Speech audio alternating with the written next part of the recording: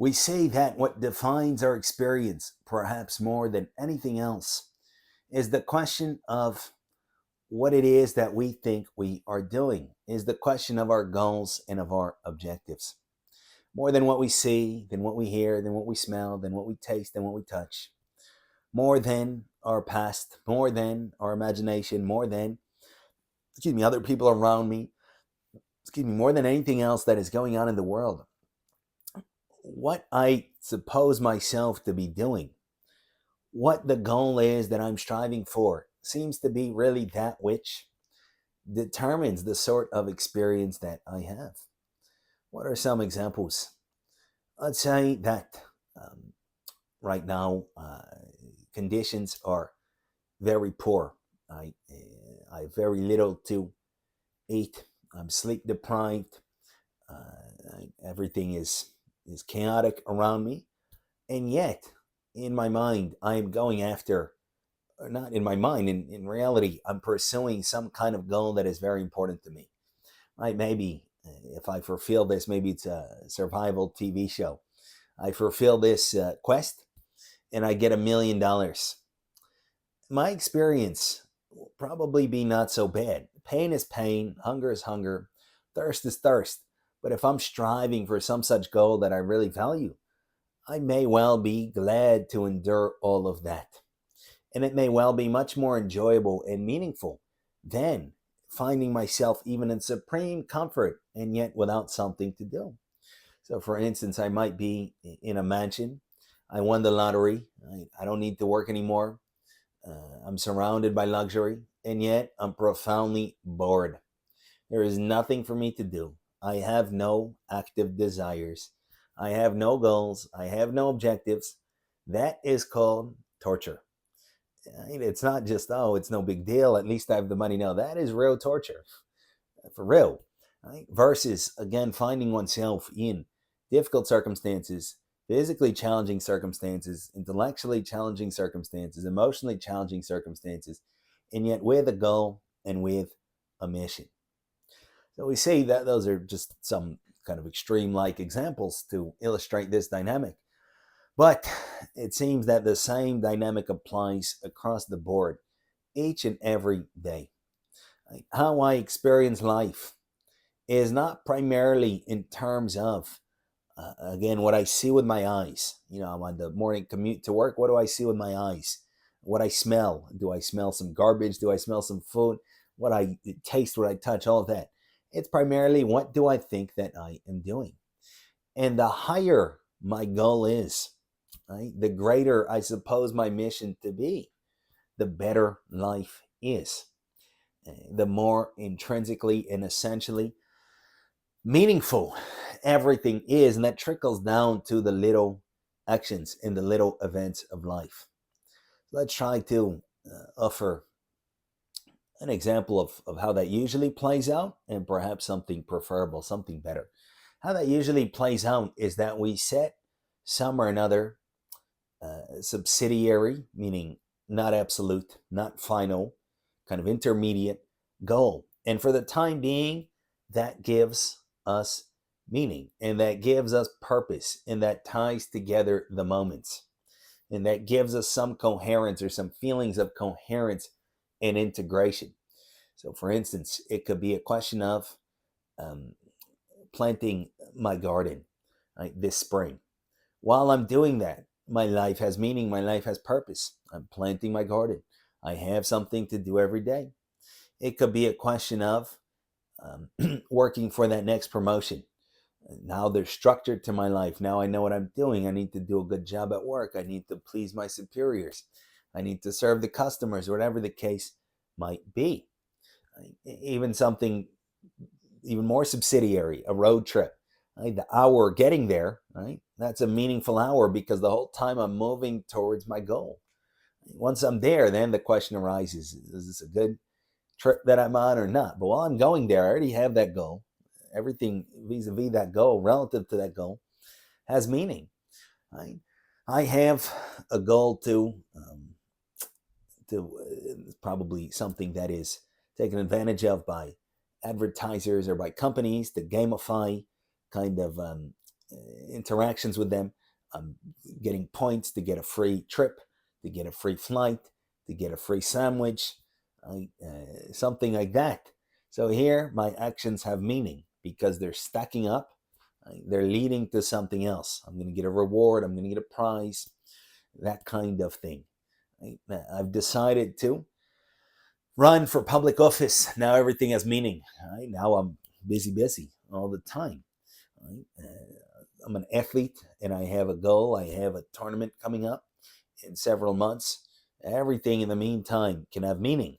What I eat, what I don't eat, my sleep, my supplements, my training, my strength training, my conditioning, my skill training, all of that.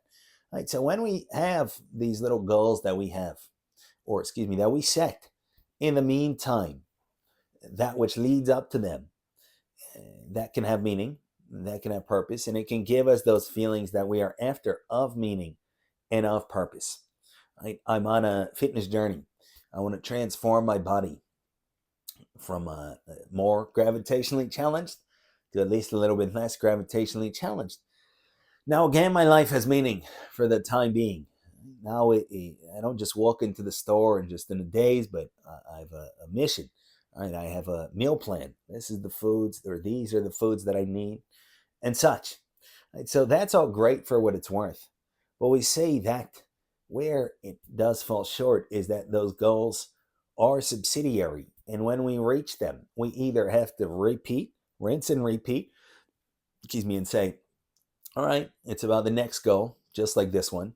And in the meantime, my life has no purpose and no meaning. Or we can get disillusioned, perhaps even depressed. Right? My whole purpose in life was to make $1 million. Everything had meaning in the process of trying to make that $1 million. When I woke up, right? I woke up early, hungry to get after it. I was hustling and bustling and this and that. Now that I made $1 million, it's like, cool, awesome. Pop some champagne, celebrate.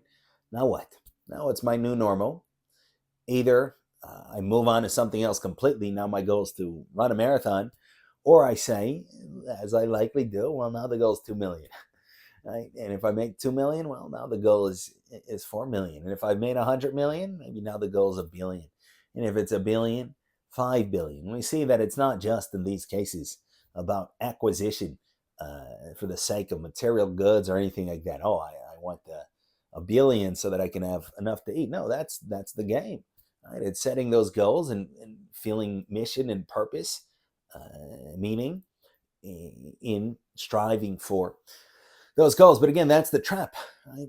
Do I really want to live my life like that, always like a donkey with a carrot attached in front of it, right? Moving towards it but never reaching it? I've reached 1 million, now 2 million. I've reached 2 million, now 3 million. 3 million, now 4 million. Right? I'm on a fitness journey. I've gotten my dream body. Well, something else I need to tweak, and then something else I need to tweak. My goal was to learn a new language. I learned it. Now what? Now let me learn it more. Now let me learn a second language.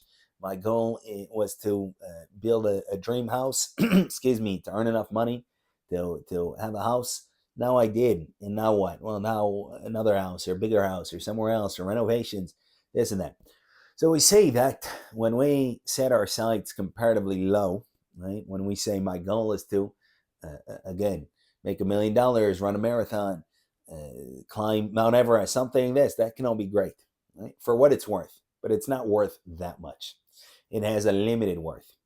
When we do that, we fall prey to the pitfalls of that approach, some of which were mentioned. So, what is an alternative?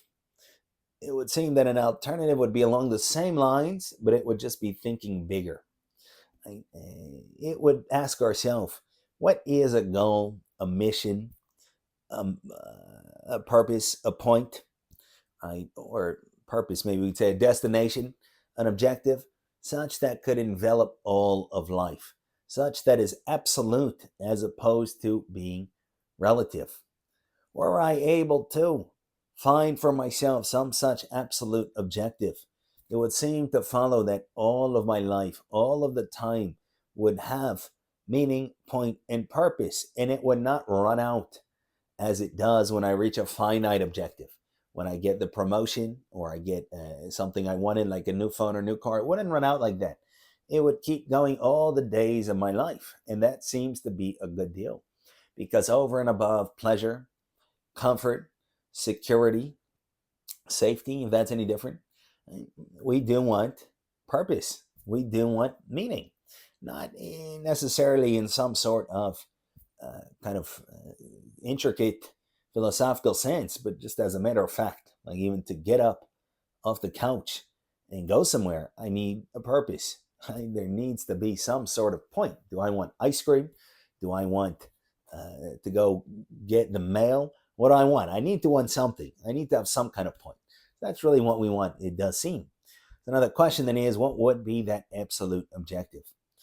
Here we see that people often enough try to furnish some such objective to themselves using the faculty of fantasy, meaning making something up. It is easy enough to make something up such that would appear to endow the entirety of my life with purpose.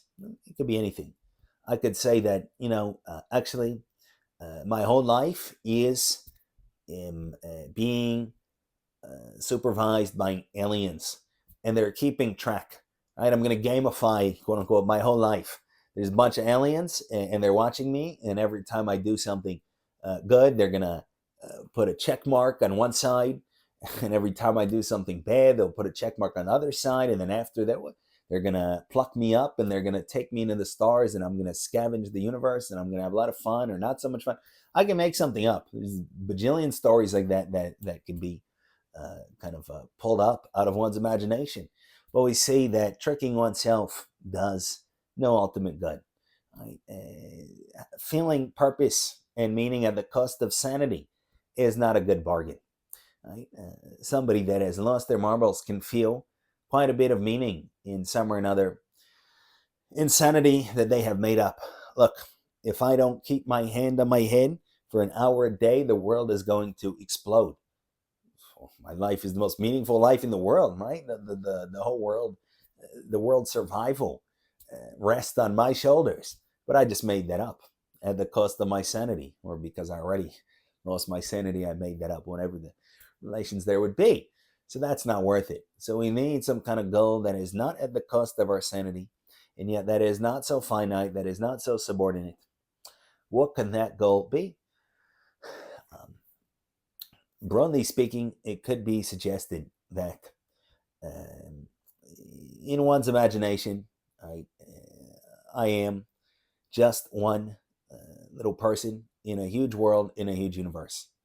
Right? I imagine the globe, and then I imagine a body such that I call my own, that I see in the mirror in a particular place in the world. And then I've seen all these videos probably of the big universe, and I think, oh, there's such a big universe. And I'm imagining history and thousands of years ago and 1,000 years in the future, a million years. But all of that, irrespective of its veracity, that is my imagination, just as a matter of fact. What is the direct fact of lived experience? It is that I am, from my point of view, a subject, right? An instance of sentience in all experience comes to me, such as I am. So, for instance, if I imagine what it's like to be an infant, there's no other reality that I can briefly step into aside from that of infanthood. And I imagine what it's like to be an animal, a squirrel. I can't stop being a squirrel briefly and be somebody else or see things from a different point of view. And in some really real sense, there's nothing outside of my experience in that way. So, for instance, I go under general anesthesia and everything disappears. All the news in the world and all of my ideas about history and space-time and the big universe, it's all gone. Right? Until hopefully I come back, what's going on? So we see that in some such real sense, I'm a subject, and the quality of my experience is predicated on who I am, in essence. And who I am is impacted by absolutely everything. It is impacted by how I live my life. It is predicated on development, on education, on maturation, on morality, on how I treat others, on the extent to which I tell myself the truth, on the extent to which I'm willing to give up my self centeredness, my selfishness, my vanity, my narcissism, and so forth. That is what the whole universe, so to say, such as is mine, is predicated on. Again, I think, no, it's not. It's a big world. What does it matter? My character? What difference does it make? Look at all the stars. Look at the supernova. I saw it on the website. The big pictures. Again, what happens when I go to sleep? All that is gone unless I dream of it. What happens when there's general anesthesia? Out. It's gone. I have to wake up into it. It's not to say it's not real. Those are sophisticated philosophical questions which would form the fodder of a different talk, right? Of a different topic. But that is just the fact of experience. These are my experiences. They are in light of my character. They are in light of who I am. They are in light of my development, of my human personality, of my humanity or lack thereof, of my uprightness or lack thereof. Therefore, what seems to have absolute meaning is the question of who am I in the most profound sense, because that determines absolutely everything. That determines the entirety of existence, such as is seen from my particular point of view. Not at the expense of other points of view, but that's their problem. This is my own problem. Right?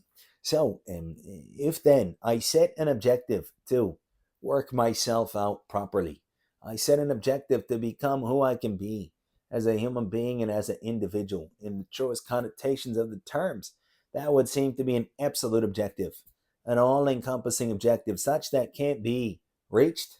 Like I earned the million or $100, whatever I earned, and I got the promotion. Now what's next? There is no what's next. Right? The question of the entirety of my existence, or the entirety of existence as seen from this particular vantage point, that's an absolute question. There's no getting around it. It doesn't end. Right? It'll never be yesterday. It's always now. It's always the question of what's next in this sense. Right? So that would be an idea. That does not seem to require any delusion or any fantasy. It's not a question of making something up, a perfectly arbitrary scheme, as was mentioned. Oh, the aliens are counting what I'm doing or whatnot. These are facts of experience. So basically, in summary, goals give our life meaning, point, and purpose. While I have a goal, next week I'm going to do this. This season I'm going to plant my garden. Now I'm going to learn this skill. I'm going to prepare for this competition. My life has meaning, has purpose, and I feel good. When that runs out, when I reach the destination, I'm at a dead end. Either I need to reset and say, okay, it wasn't about this goal. It wasn't about this medal. It wasn't about this promotion. It wasn't about this accomplishment. It wasn't about this sum of money. It's about the next one. Okay, we can do that. Most of us do that, but that's not wholly adequate. And if we say, well, it's not about that, it's about the journey. Yeah, but what gives meaning to the journey is the goal. Right? It's about the process. What gives meaning to the process is what's at the end of that process. Otherwise, we're just senselessly moving, right? So what gives meaning to the process is what we're going for. So again, it's not entirely adequate. Something higher would be to set our goal to work ourselves out fully, to go from being not so good to being gooder, to go from being not so sane to being saner, to go from being not so free inwardly to being freer inwardly, to go from being more self-centered to being less self-centered, more vain and proud and possessed of poor character to more humble and having better character, and such, to aspire for those higher human values. That would seem to be an absolute objective, seeing that all of existence is experienced through particular vantage points, such as each calls his or her own, and consequently, should we set our sights properly on some such objective, it seems to follow that the rest of our life, every single moment of it, would have profound purpose, point, and meaning. So we can consider it. Thank you for listening.